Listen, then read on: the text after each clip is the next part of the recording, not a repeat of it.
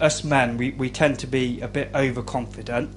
Women are sort of less prone to act and overtrade. Two traders, Darren and Walter, pull back the curtain on profitable trading systems, consistent money management, and profitable psychological triggers. Welcome to the Two Traders podcast. Hey, welcome to the Two Traders podcast, twotraders.com. I've got Darren on the line. Hi there, Darren. Hello, Walter. So, Darren, we've been talking sort of offline here about this idea that women traders versus men traders and what's the difference. You hear a lot of things, sort of rumors, innuendos, and wives' tales about whether or not a woman trader is typically better than a man. But I'd like to get your take on this, on maybe not whether or not they're better or not, but just sort of what's the difference? Why are some traders prone to mistakes that are, quote, male mistakes or masculine mistakes, and then there are females and female traders and how they have maybe their typical mistakes? I know we're sort of generalizing here, but what are some of the differences that you see? Well, yeah, this is an interesting subject that's sort of come up recently a couple of times for me, because there's a couple of female traders in the Daily Trader group, and you know, I've sort of been chatting to them about their trading, and a few of them have mentioned whether I thought there was any difference, and I wasn't really sure about whether there was. But apparently there's been some research done at Harvard, and there are quite distinctive differences between men and women, and in fact, actually, it seems like women might actually have, a bit of an advantage over men. And the sort of key points were really that us men, we tend to be a bit overconfident, and then, you know, when we feel sort of stressed and in a crisis, we're driven more by anger, and that makes us kind of act in that moment, whereas women would perhaps kind of step back and think about the situation a little bit more, and just sort of in general, women are sort of less prone to act and overtrade, and they even sort of had a look at hedge funds that were headed by women, and in general they perform better than the ones headed by men. So, you know, it's quite interesting, really. I mean, I guess a lot of the traders are married or have partners, and I wonder whether they kind of would consider this and perhaps, you know, consider trading as a team. And I did know a married couple that traded the same strategy, but they traded separately. But he was very successful, and he seemed, you know, really disciplined with his trading, and he stuck at his strategy longer, and he seemed, you know, better able to kind of, you know, leave half chances and wait for better setups. You know, that he perhaps had better gut instinct for. And, you know, I wonder whether the fact that he was trading alongside his wife, that sort of persona kind of rubbed off on him. You know, have you found this before chatting to traders? Well, that's interesting. I think there are a couple of things you just touched on. First of all, the fact that he had a trading partner and he was responsible or sort of accountable to somebody, I think that would have made a big difference, you know, sort of male or female. But what's interesting, the study that you mentioned, I've read that females who had hedge funds are 300% more profitable than men on average, and that if you look at companies where they're largely run by female CEOs or strong female leadership, that they're also much more profitable than companies that are run sort of a traditional way by men. So I think there might be something to that, but sort of anecdotally, what I've noticed is that some of the best traders I know are women, and I always chalked it up to some of the things that you just mentioned, which would be something like men sort of let their ego, you know, sort of define how they're going to react, especially when things go bad. Maybe women are a little bit more likely to take a step back, and if you listen even to conversation, you'll notice that women, surprisingly, women are much more likely to be interrupted in general, and they've done studies on this as well. And I think part of that role that females take is the role of sort of the observer, and they're not always up front and center. Now, there are exceptions, of course, but I think that's part of this idea, these roles that we adapt to as traders. Men are often, beating their chest and talking about how great they are as traders, and you don't see that a lot from females. And again, I know we're sort of generalizing and stereotyping here, but I think there's something about the way of a masculine approach to trading versus a more feminine approach that leads to probably greater profits for those who to adopt the more feminine approach. And I should also mention that in psychology, there's a distinction between sex, right, and your gender, right? So your gender is what you are, like, physically, right? And your sex, yeah, right. That's an easy one. And then your sex is sort of like, they have this thing called the BEM sex roles inventory. And so you can actually take this test, and it will line you up and tell you whether or not you're more sort of on a scale, graduated scale, more masculine or feminine. And it has nothing to do with your gender at all, but more sort of your approach to life. So I suspect that would be also a really good indication of how well people do as traders. And I know, like yourself, I know a couple that trade the Euro 1 minute chart, and inevitably the woman in the relationship does better than the man. Even though they both trade the same systems, they go lock themselves in their rooms for about 3 or 4 hours every morning with the London Open, and they trade the charts, and then they're done for the day. But she often outperforms her husband. And then also I've got a mother-in-law, and she's also a trader who's done quite well for herself. For someone who's just only really picked up trading in the last 10 years or so, she's done really, really well with that as well. And so I don't know if you can put your finger on one thing, but it does seem in general that, and also my exposure to students, traders, in general, I find that these female traders, I think that they actually have less, their ego doesn't get in the way, they're a little bit more deliberate, and they probably don't see it so much as a get-rich-quick thing, but more of a job, and they approach it as such. And I think that, in general, that's probably why, in my opinion, I've noticed that females do a lot better when it comes to the bottom line. Yeah, that was interesting, the bit about what you were saying about it's not just the gender, it's, because, like you say, some men can be more effeminate and some women can be more masculine. So I didn't, and that kind of goes back to the earlier podcast where we were talking about the sort of traits of the highly successful traders, and the men that tend to trade really well are much more sort of in touch with their emotions, and they feel more comfortable expressing their emotions and talking about how they're feeling, and so, yeah, I mean, there's kind of, there must be a bit of a blur there, and really it's kind of, it's your personality, as much as your gender, that's going to make a difference. So what do you think would be some of the characteristics that we would want to have, knowing, like, if you keep the end in mind and you say, all right, what I want to do here is I want to create the best trader that I can out of myself. So what are some of the things that like, if I were starting a list, what I might say is, okay, well, you want to be okay with the fact that you can be wrong, right? It's okay to be wrong. I know traders who are exceptional traders, but their downfall is that it's not okay for them to be wrong. And so what that means, of course, is that they peel off many, many, many winners, and they run their account up, and then, of course, the day that they're wrong, it may come 2 weeks from now, it may come 2 months from now. The day that they're wrong, of course, they give back much too much, and they're spinning their wheels in terms of their account balance because they just can't feel like it's okay for them to be wrong. So what are some other things, if we were building a list here, that we would say, all right, these are the things that you want to have for characteristics as a profitable trader?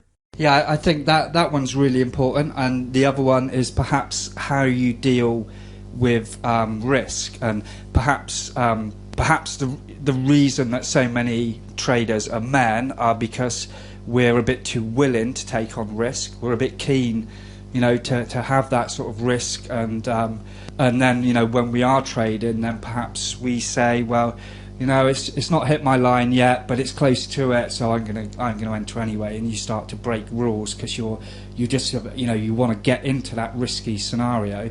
And perhaps for women, the other scenario, and the reason perhaps not many traders are women, is because they're perhaps a bit too averse to risk and not prepared to sort of get into trades, and perhaps will let valid setups go by because they'll find some other reason that's not in their plan why they're going to leave a trade. So I think you need to be good at assessing risk and working within some sort of structured framework with it. I think that's interesting what you say about how, many women, they're not really drawn to trading. It's not something that they particularly look toward. And in fact, probably if you surveyed 100 women, you might find that a good chunk of them think that it's gambling. So that's interesting. I'm reminded of a thing in psychology so there's this theory in psychology of sociobiology, right, where they talk about how your genes are the sort of primary determinant of your behavior, and the sociobiologists do things like study animals, and then they make the jump from what they've observed in the animal kingdom to humans, right? And one of the things that they've noticed, and of course today this sort of bent on science is quite popular, isn't it? Where we're always looking for the gene that determines this or the gene that determines that. They've even isolated things like the gene that determines whether or not you are conservative or not politically, and whether or not you believe in God, and all these sorts of things. So it's very popular at the moment. It's sort of the new paradigm in science, or has been for at least the last 30 years. But one of the things that the sociobiologists have discovered is that there is this scale that they call the GO system, or some of them do. And so there's this scale of being drawn to risk and taking risk and doing things that are a little bit crazy. And if you look across the board, you'll notice that most base jumpers are probably men. I'm just guessing. I don't know this to be true, but people who jump off buildings and cliffs and things like that, they're usually men, and they're probably high on the GO system. And if you look at children, the children who are usually running around and wrestling and pushing each other over, that's usually the boys. And why is that? Because they're higher on the GO system. And I would suspect that having this characteristic, being drawn to taking risks and sensation seeking, would also be something that a lot of traders are drawn to. Now, I don't think that's necessarily a good thing. It could be good because it gets you into trading, but it could be bad because it also gets you into bad situations. So I think that someone who is a profitable trader would probably also want to be able to plan and be very good at sitting down and planning things out. So if we're building our list here, what I would say is you're likely to be high on the GO system if you're attracted to trading. Not everyone, but many would be. And then the second thing would be that you're deliberate and that you like to plan things out, and you're not so, by the seat of your pants, because I think you'll get into trouble if you start trading by the seat of your pants. And I don't know if you've done that before, Darren, but I certainly have, and it was a disaster. Yeah, I have, definitely. It's quite fascinating, isn't it?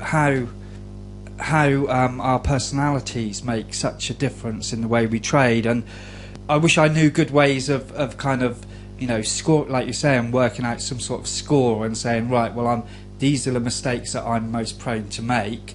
But I suppose, if you're not experienced in that sort of thing and you haven't got that sort of knowledge, then, really, if you keep a good journal, then it should be pretty clear where your sort of weaknesses and strengths lie, and then you can kind of, adapt your system to sort of overcome them.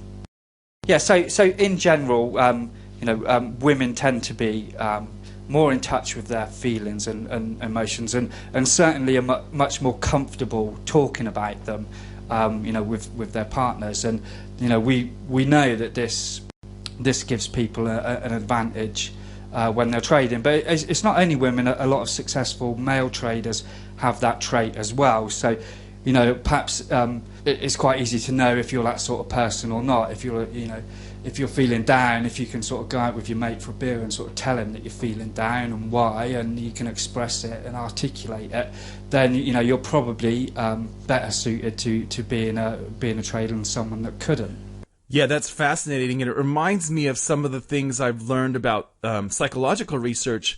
For example, those families who've gone through an abusive situation where, say, a child was abused or went through a really nasty situation, the families that don't talk about it, it ends up being a problem for the child much more so than when they actually talk about it. So when they just shove it away in the corner and don't talk about it, it's a bad thing. The other thing that I've read recently was about how they can tell. Well, there's this famous psychologist up in the U.S., either in Washington or Oregon. I think he's in Washington, but he's famous for being able to sit down and listen to a conversation, and he's taught his students how to do this as well. But they can sit down and listen to a conversation between a couple, and they can usually determine within 5 to 10 seconds whether or not that couple will divorce in the next 20 years, just based on their conversation. And one of the things that they found is that those couples who do well over time actually don't hold things in. So it's counterintuitive, but when, like, for example, the wife is really upset because the husband, leaves his dirty socks on the lounge or whatever, and she actually goes out and tells him this and says, "This is ridiculous. Get your socks off the lounge," or whatever it is. Those couples who are okay letting each other know when they're really upset, they do much better over the long haul, whereas those couples that kind of keep it in, it usually ends up just sort of, the dam breaks at some point, and then the relationship is over or doomed or something. So that kind of reminds me of what you're talking about with female traders. We all know that females, it's funny, as men, we make jokes about how females go out and they have lunch and they talk about their feelings and they talk about things that went well and things that didn't go well. And it's a lot of centered on their feelings about each other, the feelings about their partner, the feelings about their kids or their job or whatever. There's a lot of talk about that. And I think that that's the kind of thing that you're pointing to, Darren, that we can use as traders, and being able to maybe even use that in our journal, right? So jotting down the feelings that we had today when we took that trade, or jotting down the feelings we had this week when that trade went in that direction, or whatever it was. These sorts of things, getting into a habit of sort of purging your feelings, is something that might lead to a more profitable experience for you as a trader. So I think that's one thing that can definitely be used. Yeah, definitely. I agree 100%, Walter. And so I think in summary, you don't want all the traits of a really effeminate person or a masculine person. You kind of need to have a little bit of both, really. You need to kind of sit in the middle ground and be able to sort of take on risks, to have the sort of the desire to sort of get into that risky scenario, but at the same time you need to sort of do it, be aware that while you're doing it, and not just because you're angry or stressed or excited, and you're doing it kind of sort of rationally, if you like. And I suppose if you are one extreme and your wife's the other, you're going to have to trade together as a team. Yeah, exactly. That's a big one. If you see yourself having difficulties, especially with emotions, having an accountability partner, a trading partner, someone that you're accountable, can really help. That's a big tip. Yeah. So I think what we're saying, Darren, is we don't really want to have a situation where you're on one side of the scale or the other, an extreme, because that can be bad. Maybe if you're too on the feminine side, you're scared to pull the trigger, especially after a loss. And if you're on the other side of the egotistical male, then you're probably revenge trading left, right, and center. So there are lots of different faults that can really, lead to your downfall as a trader. But if you're centered, if you're aware of what you're feeling, if you keep a journal, as you say, you have an accountability partner, all of these things, and you're not really shying away from emotions. I think these are the sorts of things that can really help. Yeah, really good, Walt. Again, it just kind of, to wrap up, it comes back to, we always end up getting round to the point that the psychology and the mental side is so important, and people continue to deny that it's, playing such a big part. But, whenever we sort of try and have a discussion about trading and what makes people trade in successful trading, or what makes them lose, it always comes back to this mindset and psychology. So it just proves the point that it is really important. Absolutely. We'll see you next time, Darren. Cheers, Walter. Thank you.